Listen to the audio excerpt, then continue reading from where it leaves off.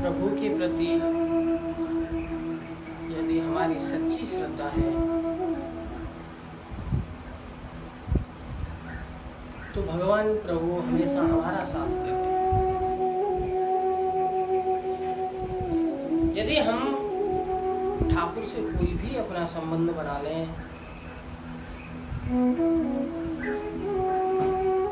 एक बार को हम अपना रिश्ता अपना संबंध भूल सकते हैं, मगर ठाकुर अपना संबंध कभी भूलते नहीं। हमेशा हर परिस्थिति में वो हमारा साथ देते हैं।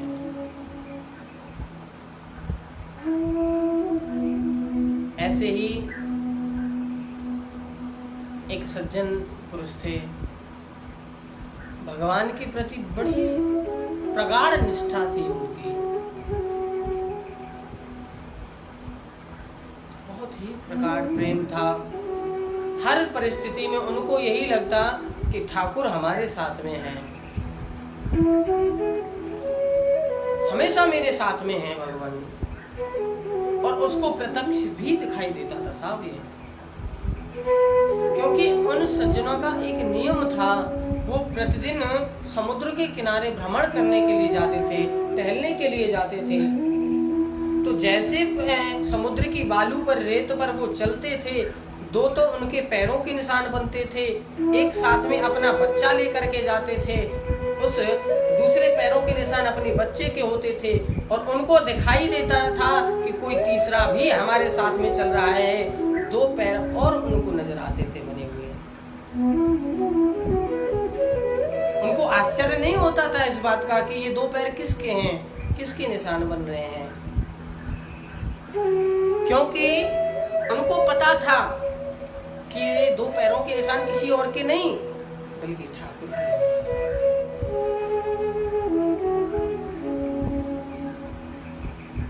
बहुत निष्ठा थी भगवान के प्रति। मगर आपने देखा है ना, जो भगवान का सच्चा भक्त होता है, कष्ट भी उस पर ही ज्यादा आते हैं, कष्ट भी उसी पर ज्यादा आते हैं। क्यों? क्योंकि भगवान को भी पता है मेरे द्वारा दिए हुए कष्टों को सहन करने की क्षमता केवल यदि है तो मेरे भक्त में है।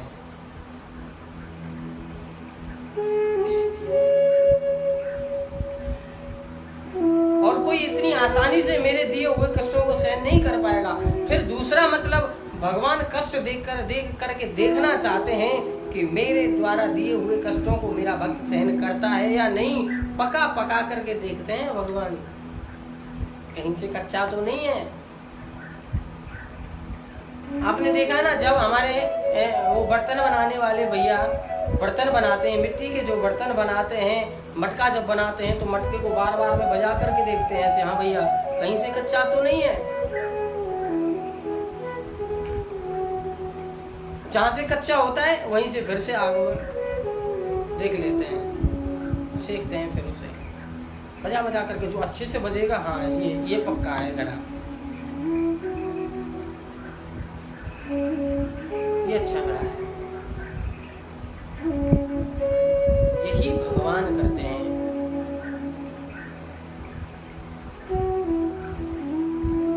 धीरे धीरे करके क्या हुआ, उन महान सज्जन का जितना भी व्यापार था वो धीरे धीरे करके सब समाप्त होने लगा।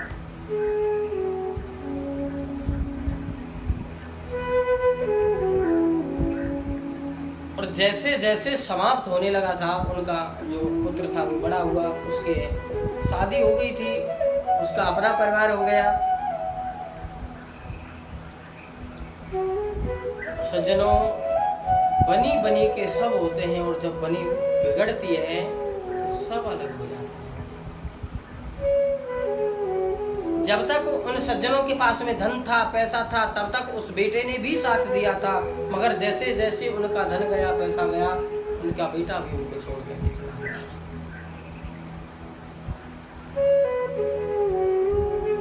उनका बेटा भी छोड़ करके चला गया। क्योंकि कहते हैं ना, बनी के चेहरे पर लाखों निसार होते हैं, और बनी जब बिगड़ती है तो साहब दुश्मन हजार होते हैं।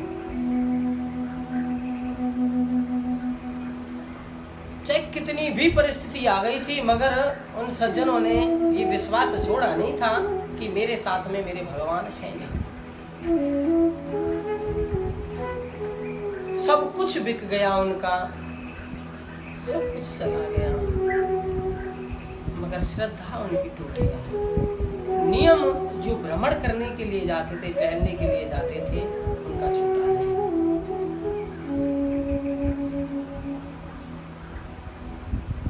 अब जब भ्रमण करने के लिए जाते हैं, पहले तो 3 पुरुषों के पैरों के निशान बनते हैं, मगर अब 2 पुरुषों के पैरों के निशान बनते हैं, एक स्वयं उन सज्जन के, दूसरे भगवान के। कुछ दिन यही नियम चलता रहा। कुछ दिन के बाद क्या हुआ, जब ज्यादा गहरी परिस्थिति उनके पास आ गई और उनको टूटने लगे, सब कुछ चला गया, उनका समय ऐसा हो गया कि एक दाना नहीं था उनके पास खाने के लिए।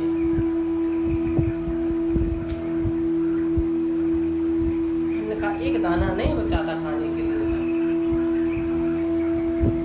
मगर उन्होंने भगवान की श्रद्धा को छोड़ा नहीं, भगवान के भजन को छोड़ा नहीं।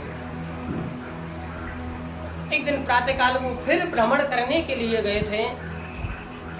भ्रमण करने के लिए जैसे ही गए, उन्होंने देखा प्रतिदिन की तरह बालू पर, मिट्टी पर जब उनके पैरों के निशान बनते थे तो उनको लगता कि 2 पुरुषों के पैरों के निशान हैं, मगर आज क्या देख रहे हैं, केवल एक व्यक्ति के 2 पैरों के निशान हैं बस। जैसे ही उन्होंने पीछे मुड़कर के देखा, केवल एक ही व्यक्ति के पैरों के निशान हैं। उनको लगा था कि ये तो बस मेरे पैरों के निशान हैं, भगवान मुझे छोड़ करके चले गए। वहीं बैठ गया, रोने लगा। हे नाथ, मैं तो समझता था कि संसार वाले ही परेशानी में, विपत्ति में छोड़ करके जाते हैं। आज तो तुमने भी ये साबित कर दिया, तुम भी तब तक हो जब तक किसी के पास में कुछ है। जब हमारे पास में कुछ नहीं है तो आज तुम भी हमें छोड़ करके चले गए, कोई बात नहीं है।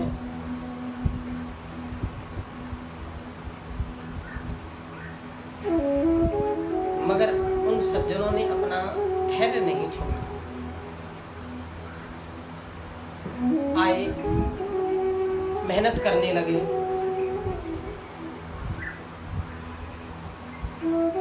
फिर उन्होंने काफी मेहनत की और भगवान की कृपा से मेहनत करते करते उन्होंने फिर से वही अपना पूरा साम्राज्य, जैसा पहले था वैसा ही साम्राज्य स्थापित कर लिया।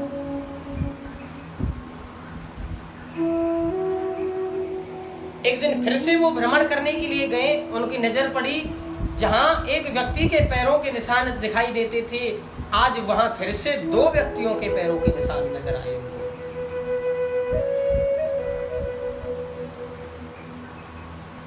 वो व्यक्ति समझ गया था कि ये दूसरे व्यक्ति के पैरों के निशान किसके हैं, समझ गया था।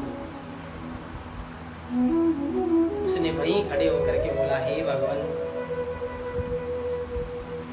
आपने भी संसार के लोगों की जैसा कर दिया ना।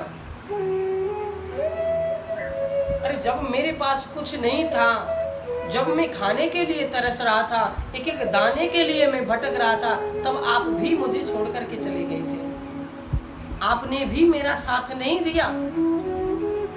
और आज जब मेरे पास पैसा आ गया, संपदा आ गई, ये वैभव, ये धन मकान बन गया, तब आप फिर वापस आ गए। उसी क्षण भगवान वहां पर प्रकट हुए। भगवान ने कहा, बेटा, तुझे क्या लग रहा है मैं तुझे छोड़ करके गया था?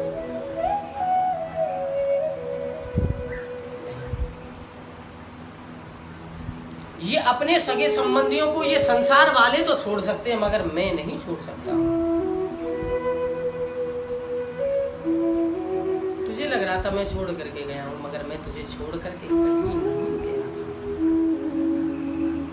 तू क्या समझ रहा है, जब ये तू आता था भ्रमण करने, तुझे एक व्यक्ति के पैरों के निशान नजर आते थे, वो पैरों के निशान तेरे थे? तेरे नहीं थे वो पैरों के निशान, वो पैरों के निशान मेरे थे। और जिस समय तुझ पर वो परिस्थिति आ रही थी, मैंने तुझको अपनी गोदी में उठाया हुआ था। मैं तुझे अपनी गोदी में उठा करके लेकर चलता था और तू समझता था कि तू स्वयं चल रहा है।